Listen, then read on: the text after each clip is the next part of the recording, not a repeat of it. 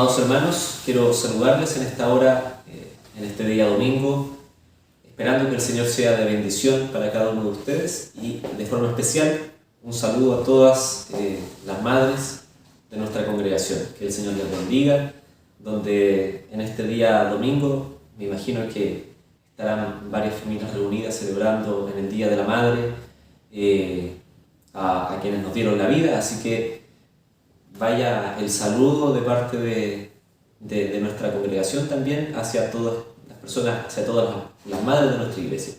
Que el Señor les bendiga y que el Señor también sea haciéndolas pasar un lindo día, que puedan disfrutar y que sea añadiendo bendición en realidad a sus vidas y para con sus hijos también. Y vamos a comenzar este servicio en el nombre del Señor para que todo lo que hagamos sea también guiado por Él. Pese a que estamos, ¿verdad?, reunidos virtualmente, queremos que el Señor sea poniendo su mano también sobre este servicio que vamos a tener en este momento. Le invito a que podamos orar. Fuentes y Padre, le damos infinitas gracias, Padre Santo, por este día. Gracias, Señor, por su compasión, por su amor, por su misericordia. Gracias, Señor, porque nos conserva con salud, con vida, Señor. Y de forma especial, Padre Santo, le entregamos este servicio para que usted sea honrado y glorificado en medio de él. Bendiga, Señor, las oraciones, la alabanza, la palabra, que todo, Señor, sea únicamente para su gloria. Lo presentamos todo delante suyo, en Cristo Jesús, nuestro Salvador. Amén. Bien, habiendo orado, vamos a pasar un tiempo de alabanzas, por lo cual voy a pedir al Ministerio de Alabanza que nos siga ministrando con un tiempo de adoración. Adelante. Hermanos, les saludo en el amor de nuestro Señor Jesucristo y les invito a que entonemos el himno número 44 con cánticos, Señor.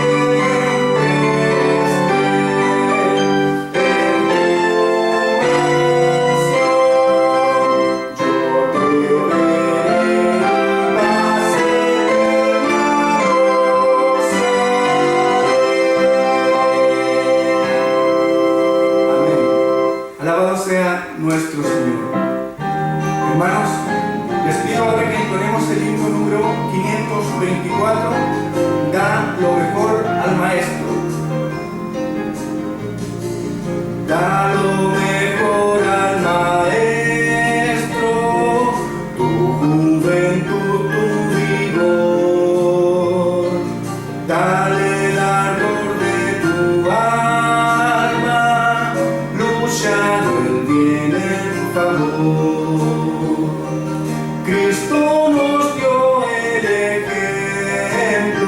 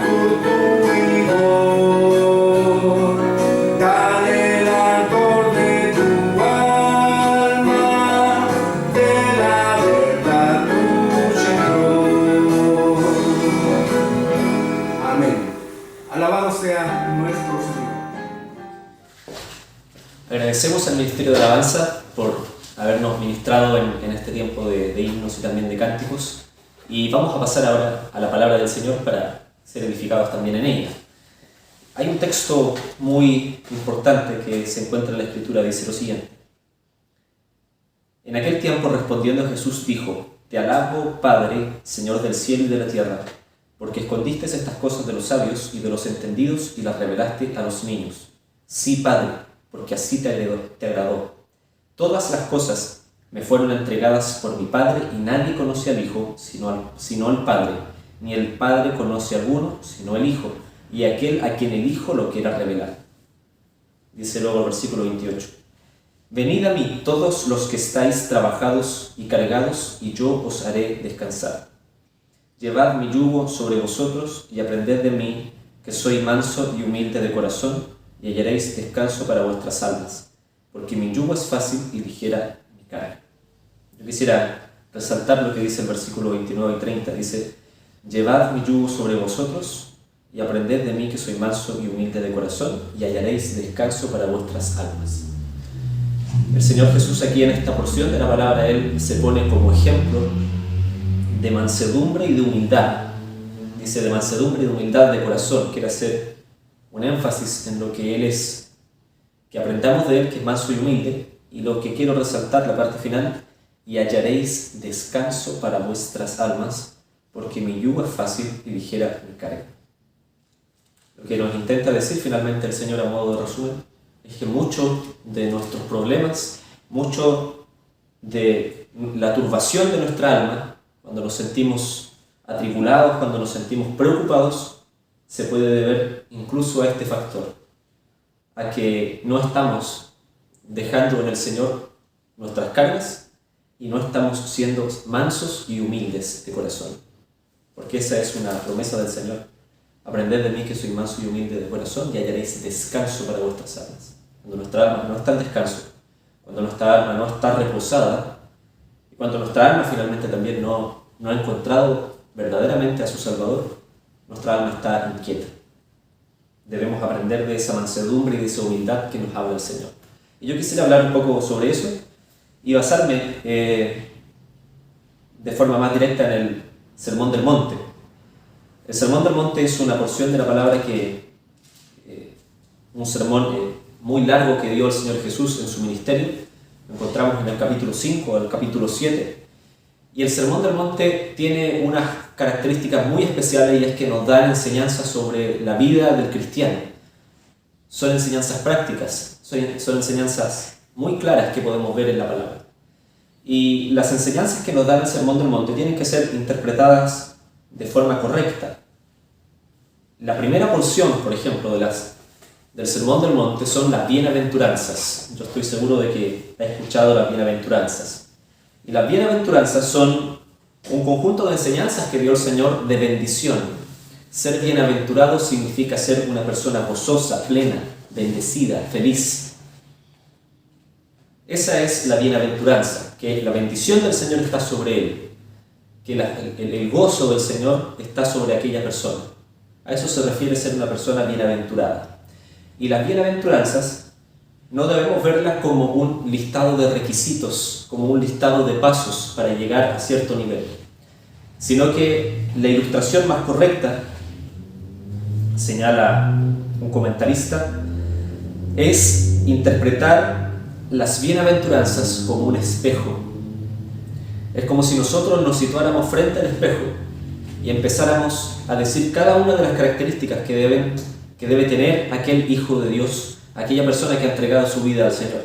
¿Y cuáles son esas características? Podemos mencionar algunas. Ese Hijo de Dios es limpio de corazón. Ese Hijo de Dios es misericordioso. Ese Hijo de Dios es manso.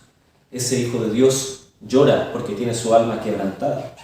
Ese Hijo de Dios está gozoso incluso en medio de la persecución.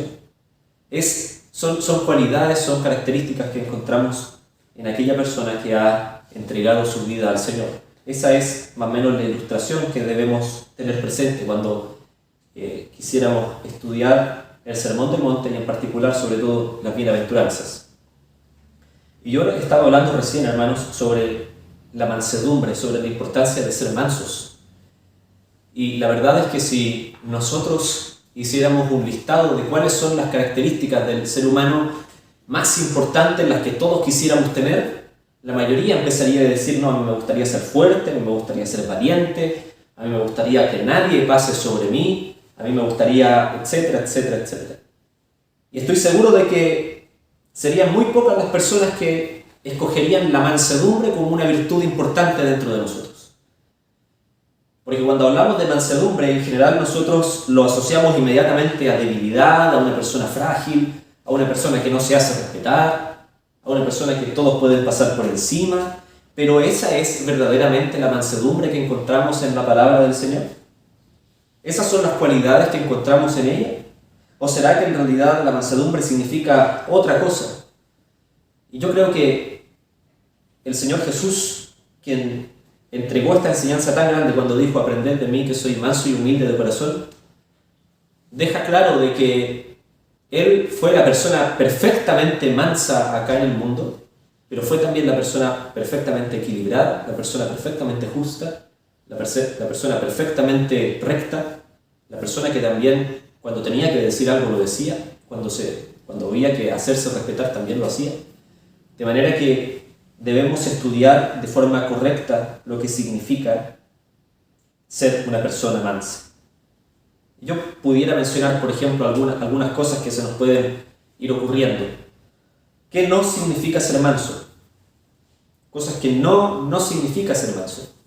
Alguno puede decir: no, yo soy manso porque yo tengo una opinión débil, porque yo no tengo convicciones.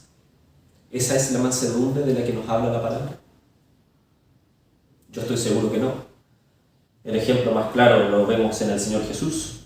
El Señor se refiere muchas veces en términos muy duros hacia quienes querían contravenir la enseñanza que Él estaba trayendo acá a este mundo.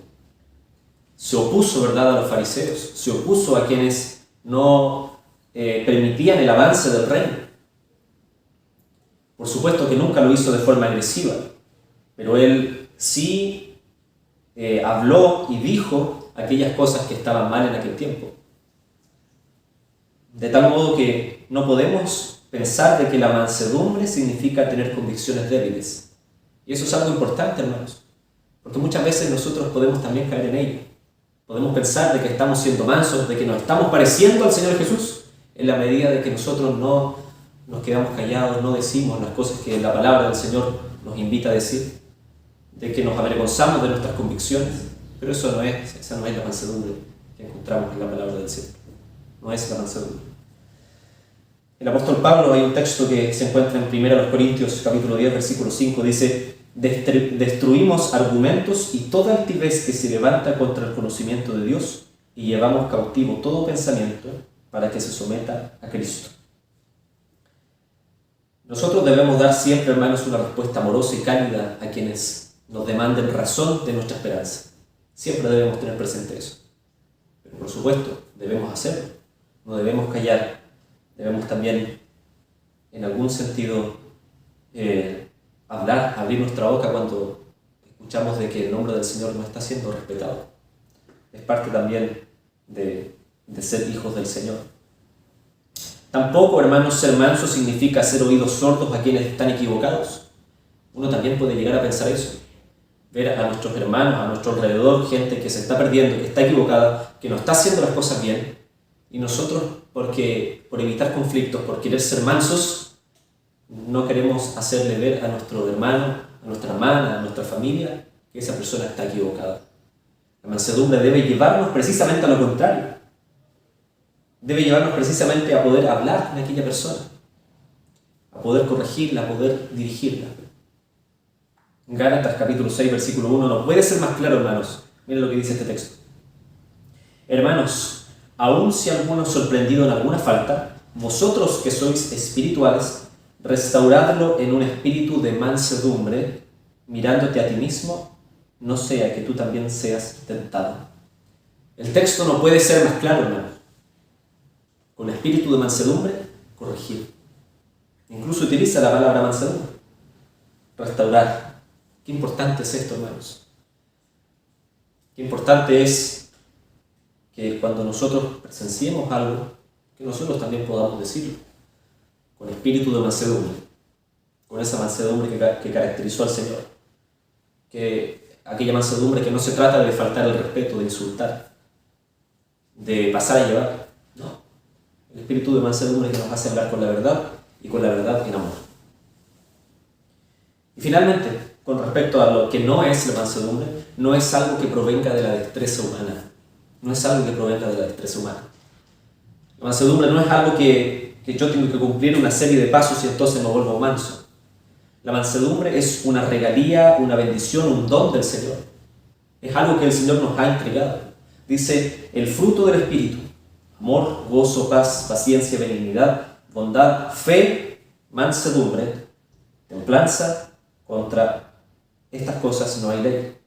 La mansedumbre, hermanos, es una regalía del Señor, es un fruto. Es parte del fruto del Espíritu. Es por eso que decíamos de que las bienaventuranzas son como un espejo. Porque la ilustración del fruto del Espíritu es, ¿verdad?, un árbol, imaginemos, que empieza a dar fruto, y en el fruto encontramos estas cualidades: el amor, el gozo, la paz, la paciencia, etc. Nosotros presenciamos el árbol y notamos entonces, haciendo una ilustración, el fruto de la mansedumbre, el fruto de la paciencia, etc. Esas son las cosas que nosotros debemos tener presente cuando hablamos de mansedumbre, de cosas que a veces en nuestra mente se nos vienen ideas, pero que no necesariamente son las correctas. Ya vimos entonces algunas cosas que no es, digamos, la mansedumbre. Ahora, cuando hablamos de mansedumbre, ¿de qué estamos hablando entonces? ¿A qué vamos a hacer referencia cuando hablamos de la mansedumbre? Y yo creo que es muy importante el texto que leímos al principio. Aprender del Señor, que es manso y humilde de corazón, y hallaremos descanso para nuestras almas. En primer lugar, yo quisiera destacar con respecto a la mansedumbre, que la mansedumbre tiene que ver tanto en nuestra dimensión con el Señor y también con nuestro prójimo. La mansedumbre tiene que ver tanto con el Señor y también con nuestro prójimo. La palabra del Señor dice, por ejemplo, en el libro de Job, capítulo 1, versículo 21-22, algo muy importante con respecto a la voluntad del Señor. Dice: desnudo salí del vientre de mi madre y desnudo volveré allá. Jehová dio y Jehová quitó, sea el nombre del Señor bendito. En todo esto no pecó Job ni atribuyó a Dios despropósito alguno. Yo estoy seguro de que conocemos la historia de Job, una persona que tuvo mucho sufrimiento, que muchas cosas sucedieron a su alrededor. ¿Y cuál fue la cualidad que tuvo Job que se menciona en el inicio? De que él pudo decir: desnudo salí del vientre de mi madre y desnudo volveré allá. Ese espíritu, hermanos, es el espíritu de mansedumbre que encontramos en la palabra. Y que es muy difícil, porque es difícil tomar esa verdad y hacerla verdaderamente nuestra cuando las cosas son complejas. Pero esa es la invitación del Señor. Ser manso significa también aceptar la voluntad de Dios para con nosotros. La mansedumbre tiene una especial función con Dios en los momentos difíciles, porque ser manso en los tiempos de felicidad y gozo no tiene tanta complejidad.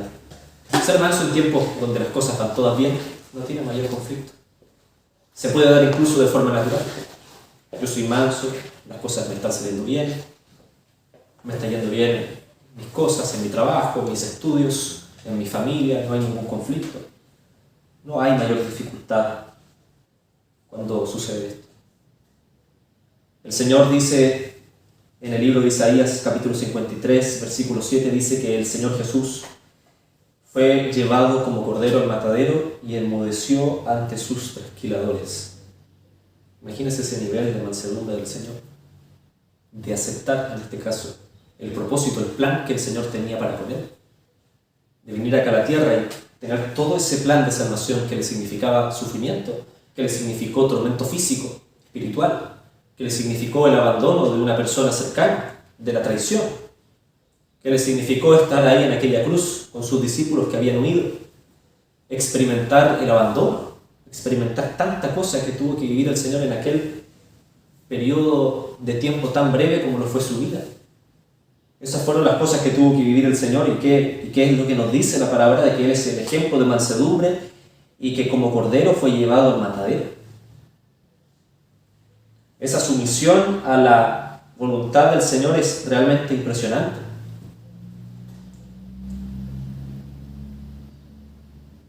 Y en segundo lugar, hermanos, el Señor también nos llama a una mansedumbre hacia el resto de personas. Ya veíamos lo que decía Gálatas, capítulo 6. De ser mansos con un espíritu de mansedumbre, corregir, hablar hacia aquellas personas que puedan estar en alguna equivocación. La verdad es que cuando nosotros nos relacionamos con nuestro prójimo es muy difícil ser manso. ¿Y por qué es difícil ser manso? Porque lo que intenta muchas veces el enemigo en nosotros y nuestra carne es hacernos pensar: ¿por qué yo tengo que ser manso con él si él es tan pecador como yo? ¿Por qué yo tengo que rebajarme si él comete más pecados? Si él está en peor situación que yo. Si él sí que tiene una vida impía. Él sí que no se ha arrepentido de sus pecados. ¿Por qué yo tendría que comportarme como me invita el Señor que me comporte con él?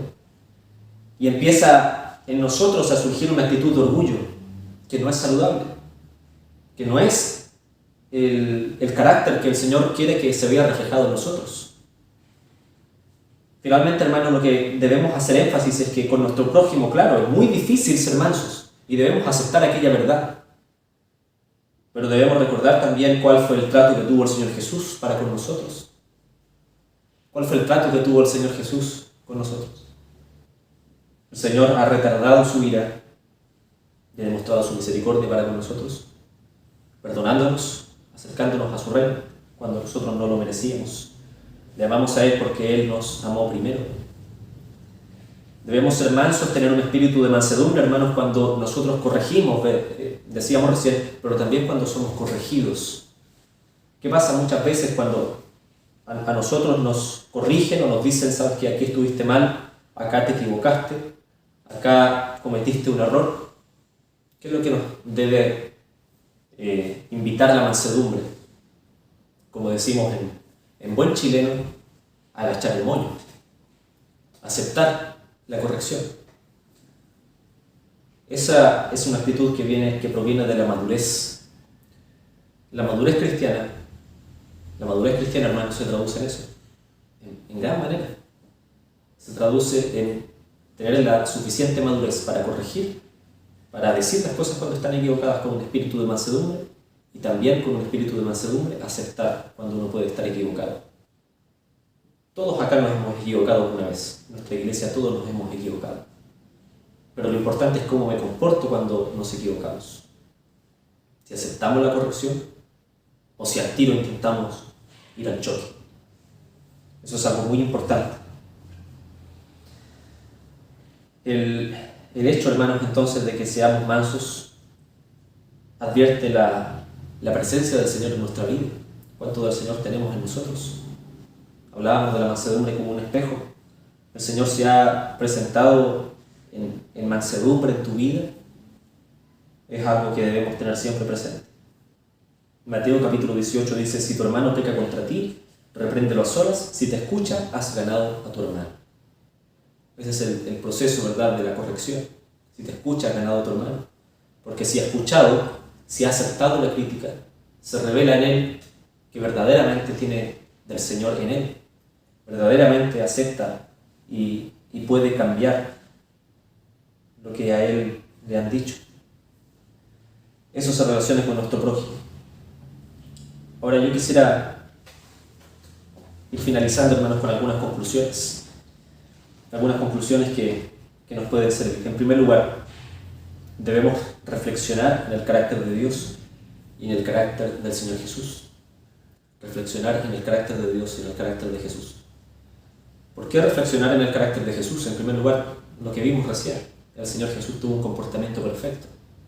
En Él no hubo pecado. Y Él es el perfecto ejemplo de una persona mansa, de una persona buena, de una persona perfecta, de una persona justa, de una persona que cuando vio un problema lo supo decir, de una persona cuando vio a alguien en pecado, por ejemplo, cuando estuvo con la mujer en el pozo, supo también predicarle el Evangelio y exhibirle también su pecado con mansedumbre. Y así, tantas cosas. El Señor Jesús es un ejemplo de mansedumbre, hermanos. Es una característica importante. En segundo lugar, como reflexiones prácticas para nosotros, cultivar relaciones sanas. Nosotros debemos buscar la mansedumbre y debemos relacionarnos con personas que también tengan este espíritu de mansedumbre, aprender de aquellas personas que tienen un espíritu de mansedumbre. Hermanos tal vez mayores, hermanos que están dentro de nosotros y que nosotros identifiquemos que esas personas tienen verdaderamente un espíritu manso, aprender también de ellas. También ellos tienen una palabra que darnos a nosotros de cómo poder ser más humildes en las cosas del Señor.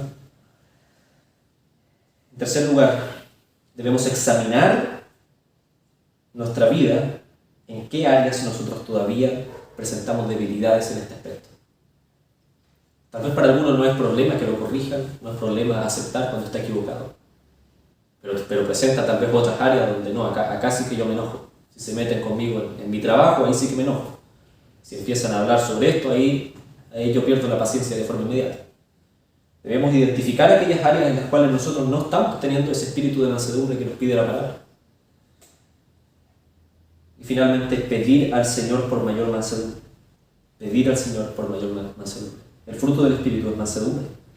Se manifiesta en eso. Nosotros debemos pedirle al Señor ser mansos. Cultivar el amor y el gozo en Cristo. Cultivar el amor y gozo en Cristo. Hermanos, que el Señor les bendiga. Yo quisiera